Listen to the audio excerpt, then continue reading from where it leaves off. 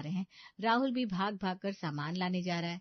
थोड़ी देर में जब लड़के वाले देखने आते हैं, प्रिया तू भी आ जाना मेरे साथ, चलने के लिए भी तो कोई होना चाहिए ना।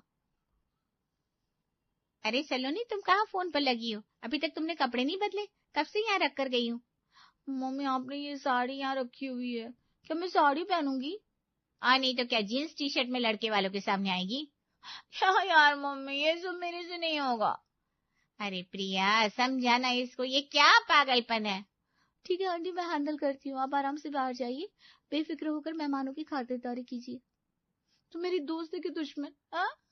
मतलब मैंने तुझे यहाँ बुलाया था काम बिगाड़ने के लिए, लेकिन तू तो यहाँ काम बनवा रही है, बदतमीज। चुप कर, तुझे ये साड़ी मैं पहना देती हूँ आराम से, बहुत ही सुंदर लगेगी तू।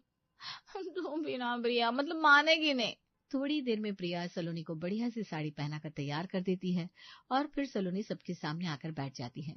रमा, राजेश, राहुल सब सलोनी को देखते रह जाते हैं, क्योंकि उन्होंने अपनी सलोनी को कभी ऐसा देखा ही नहीं था। अब कितने भी लड़के वाले आए और चले गए, लेकिन कहीं भी बात नहीं बनती है, क्योंकि सबको सलोनी के दबंग नेचर के बारे में कहीं ना कहीं से पता चल जाता है।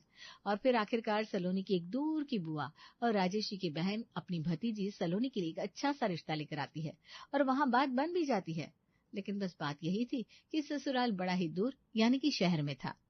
अब सलोनी अपने ससुराल ब्याह कर दिल्ली आती है, लेकिन सलोनी के व्यवहार में कोई अंतर नहीं आता। वो तो अभी भी हर जगह उछलती कूदती रहती थी। लेकिन ये बात सलोनी के ससुराल में किसी को पसंद नहीं थी। एक दिन सलोनी छत पर अपनी जेठानी के बच्चे मोनू के संग पतंग उड़ा रही है और नीचे सास सलोनी को ढूंढ रही है। अरे रजनी, सलोनी कहाँ है? कहीं दिखाई क्यों नहीं दे रही है? कितनी देर से उसे ढूंढ रही हूँ।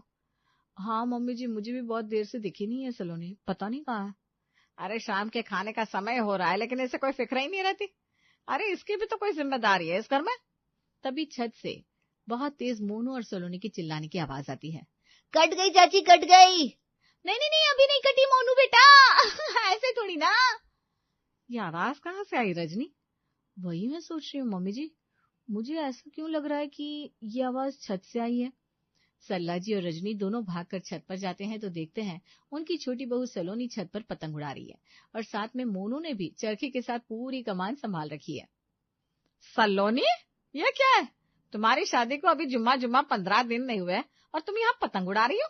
अरे अपनी जेठानी से कुछ सीखो, उसकी शादी को पूरे 10 साल होने को आए, लेकिन अभी तक ठीक से जुबान तक खोलनी नहीं आती इसे।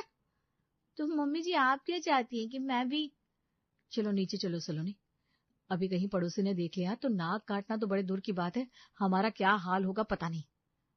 हाँ